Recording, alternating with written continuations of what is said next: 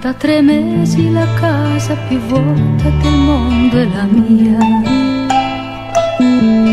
C'è rimasto di te solamente la fotografia. Un sorriso che è senza parole, ma che illumina ancor più del sole. Un'attesa di donna che ama, che vale la vita.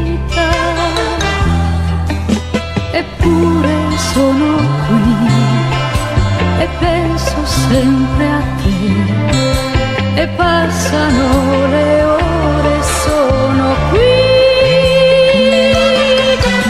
Ti sento, amore mio, la tua presenza in ogni cosa, vita della vita mia. Anche se tu non mi hai dato niente, ma che importanza, io amo te.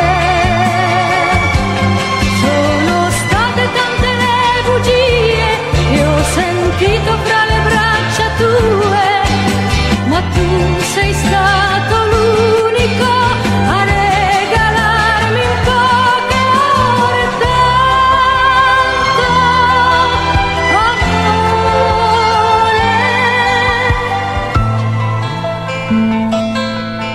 Ogni notte il tuo caldo respiro lo sento più mio. Non credevo di farmi del male dicendoti addio.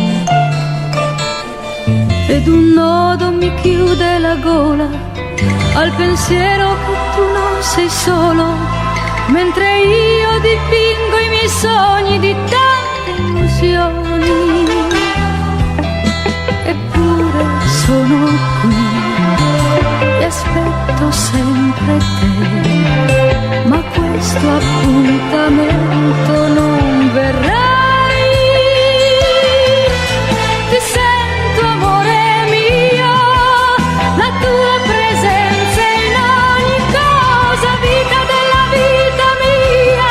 Anche se tu non mi hai dato niente, ma che importanza, io amo te. Non mi pento se sono stata vera, ma nel cuore vive la paura che non potrò dimenticarti mai. La mia storia non avrà mai fine, ti ho voluto veramente bene e ti perdono il male fatto a me. Sono state tante le bugie che ho sentito